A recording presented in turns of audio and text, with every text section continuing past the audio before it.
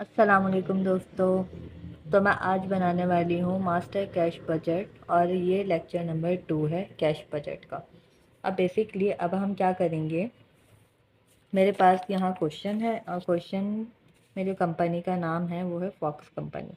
यहाँ पे मुझे सेल्स दी हुई है इन मंथ्स की और ये जितनी भी सेल्स हैं वो क्रेडिट पर है। अब आप क्या करो कि जितनी भी सेल्स है ना यहाँ पे आप लिख दो।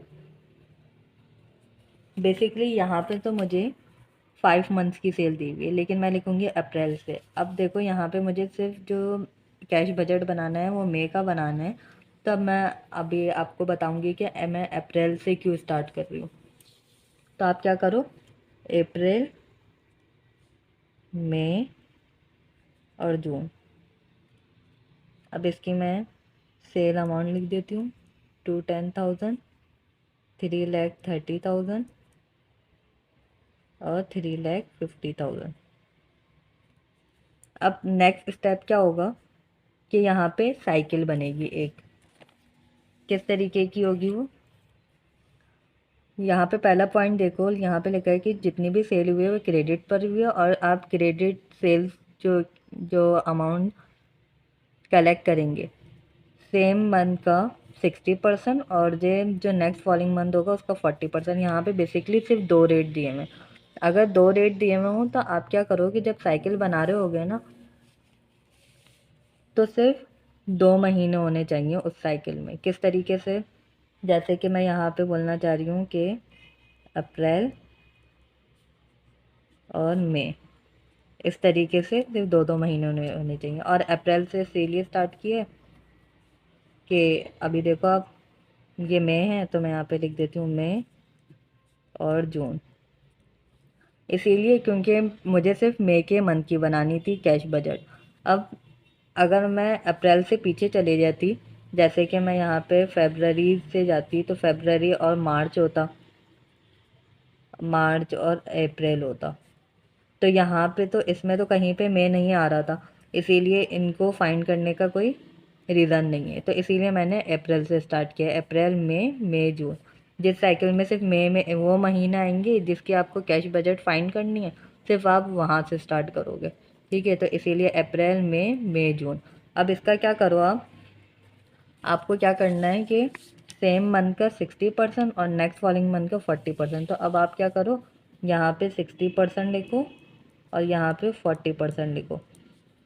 जो अप्रैल का जो 210,000 है ना उसका आप 60% फाइंड करो, तो यहाँ पर आपके पास अमाउंट आएगी 126,000। और ये 210,000 का 40% निकालो तो आपके पास आ जाएगा 84,000। फिर उसके बाद 330,000 का आप 60% निकालो तो आपके पास आएगा 198,000। और फिर उसके बाद इसी का ही 40% निकालो तो आपके पास आएगा 132,000। अब नेक्स्ट स्टेप क्या होगा कि आपको कैश रिसिप्ट या इनफ्लो फाइंड करना है। मीन्स कि आपके बिजनेस में जो पैसा आ रहा है, आप सेल करोगे या तो कोई चीज़ आपने देखो आपने क्रेडिट पे सेल किया है तो आपके पास पैसा आएगा। आप कोई इक्विपमेंट सेल करोगे तो आपके बिजनेस में पैसा आएगा। सही है, तो अब आप क्या करो, सबसे पहले आपको लिखना है कलेक्शन इन सेम मंथ। सिर्फ मई के महीने की बनानी है इसीलिए सिर्फ यहाँ पे मैं मई लिख रही हूँ। कलेक्शन इन सेम मंथ, यहाँ से स्टार्ट करो, जो सेम मंथ में आपके पास आ रही है 198,000।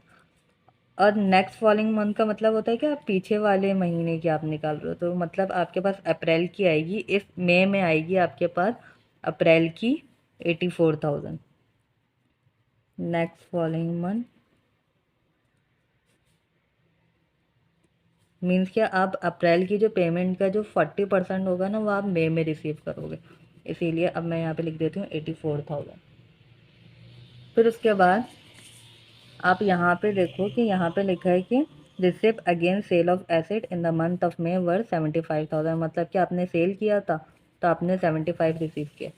तो यहाँ पे आप लिख दो सेल ऑफ एसेट्स 75,000। अब इसका आप टोटल करो, टोटल करने के बाद आपके पास आंसर आएगा 357K। मीन्स ये आपका टोटल हो गया, मतलब इनफ्लो आपके पास निकल गया। अब जो नेक्स्ट स्टेप होगा ना, नेक्स्ट स्टेप होगा कि आपको आउटफ्लो फाइंड करना है। आउटफ्लो फाइंड करने के लिए बिल्कुल सेम इसी तरीके से स्टेप्स होंगे। मतलब आपको सेल की अमाउंट पता थी, तो इसी तरीके से आपको परचेज की अमाउंट पता होनी चाहिए। ठीक है, अब आप परचेज में देखो कि ये वाला आप पॉइंट देखो जहाँ पे लिखा हुआ है कि payment to vendor is made 40% in the month of purchase and 60% in the month of following month. Purchases for the month of April were 1 lakh and for the month of May were 175। मतलब अप्रैल की जो purchase है वो 1 लाख है और मे की 175,000 है। तो मैं यहाँ पे लिख देती हूँ अप्रैल की 1 लाख और मे की 175,000। अब बिल्कुल इसी तरीके से सेम ऐसी साइकिल बनानी है आपको। अप्रैल से स्टार्ट करो, अप्रैल, मई, मई, जून। और यहाँ पे जो आपको सेम मंथ में पेमेंट करनी है, मतलब आप परचेज़ कर रहे हो तो आपको पेमेंट करनी पड़ेगी।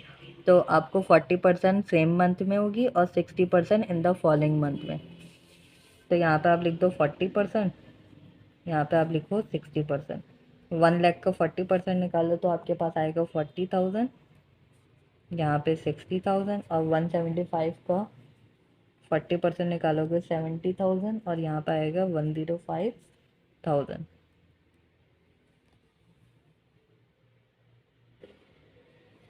अब देखो नेक्स्ट स्टेप क्या करो, यहाँ पे मैंने इनफ्लो बनाया था, कैश रिसिप्ट बनाया था। अब सेकेंड स्टेप में आपको क्या करना है कि कैश आउटफ्लो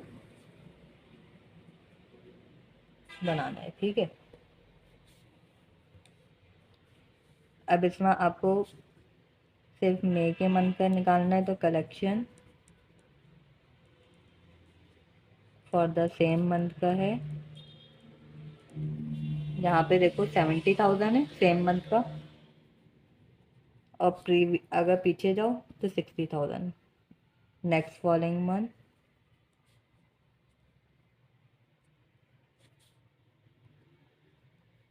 60,000।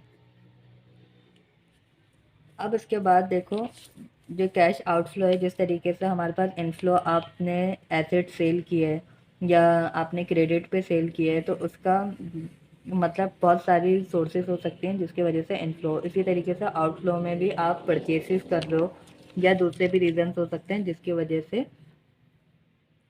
पैसा जो है वो आउट हो रहा होगा। तो अब आप देखो यहाँ पे लिखा है selling and administrating expenses are expected to be 20% of sales plus 1 lakh per month include 15,000 depreciation. सबसे पहले आप ये देखो कि सेलिंग और एडमिनिस्ट्रेशन एक्सपेंसेस जो है वो 20% ऑफ सेल है। मतलब कि मई की जो सेल थी ना वो 30,000 थी, सही है। अगर आप यहाँ पे देखो, मैंने यहाँ पे लिखा हुआ है कि मई की जो सेल है वो 3,30,000 है। अब आप इसका 20% निकालो। ठीक है, यहाँ पे मैं रेफर कर रही हूँ सेलिंग एंड एडमिनिस्ट्रेशन एक्सपेंसेस का।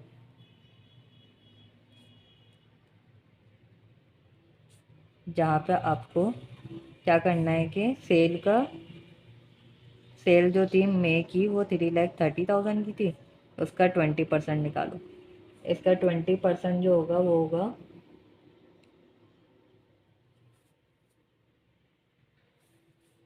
66,000। फिर उसके बाद लिखा है कि ऑफ सेल प्लस, मतलब 20% सेल का हो गया, एडमिनिस्ट्रेशन और सेलिंग एक्सपेंसेस, और 1 लाख पर मंथ अलग से। अब इसमें 1 लाख में देखो 15,000 डेप्रिसिएशन भी इंक्लूड है। जो डेप्रिसिएशन होता है वो नॉन कैश एक्सपेंस होता है। ठीक है, मतलब कि एसेट की वैल्यू डिक्रीज हो रही होती है, इससे आपके कैश पे कोई अफेक्ट नहीं पड़ रहा होता। तो इसीलिए जो 15,000 है ना वो 1 लाख में से आप माइनस कर दो। सही है, तो 1 लाख में से 15,000 जो डेप्रिसिएशन की है वो माइनस कर दूँगी, तो हमारे पास आंसर आएगा 85,000। अब इन ये और ये दोनों अमाउंट को मैं प्लस कर दूंगी तो हमारे पास सेलिंग और एडमिनिस्ट्रेशन एक्सपेंसेस का टोटल आएगा। इसका टोटल करूंगी तो मेरे पास आएगा 151K। अब ये जो अमाउंट है ना, ये आप यहाँ पे लिख दो जो आउटफ्लो था।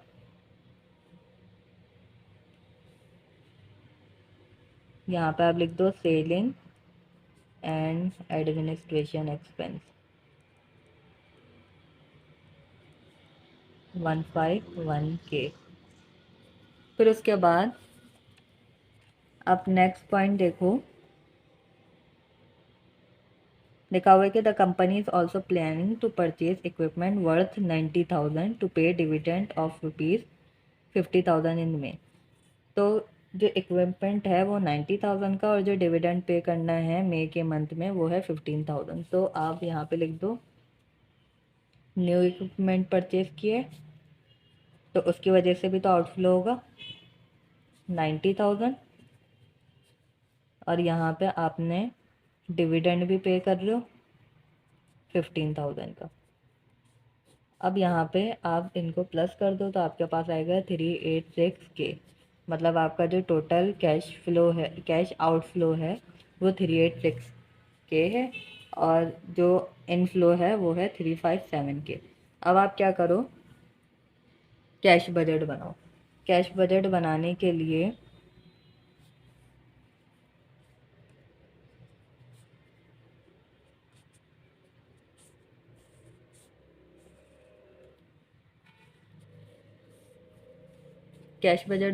सबसे पहले आपके पास ओपनिंग बैलेंस होना चाहिए। तो मैं सिर्फ मई का मंथ का ही बन रहा है तो यहाँ पे सिर्फ मैं मई लिख रही हूँ।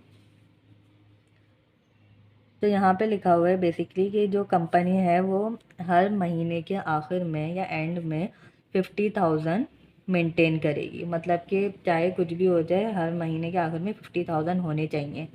ठीक है, for this company has made an arrangement. और अगर अरेंज नहीं कर पाई, ठीक है, अगर ऐसा हुआ कि कंपनी में ज़ीरो बैलेंस रहा तो वो बैंक से लोन ले लेगी। और अगर लेकिन 50,000 से ज़्यादा इसके पास पैसे हुए कंपनी के पास तो वो क्या करेगी, कंपनी लोन पे कर देगी।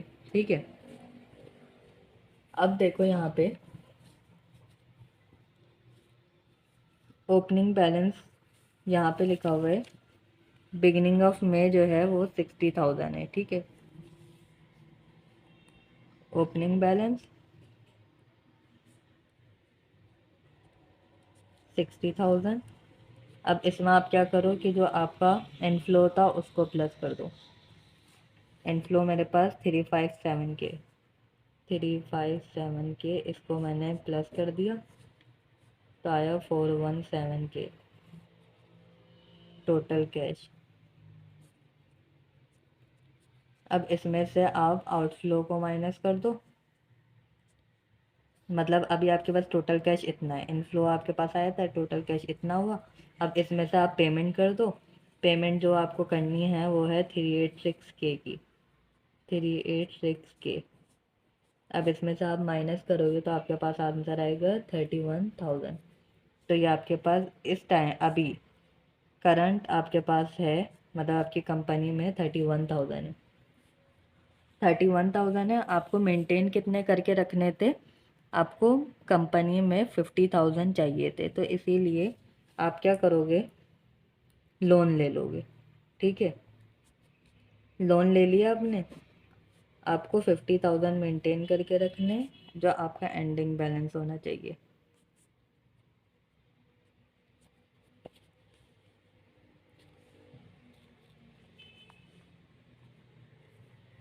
अब आप 50,000 में से 31,000 माइनस करो तो 90,000 बचता है।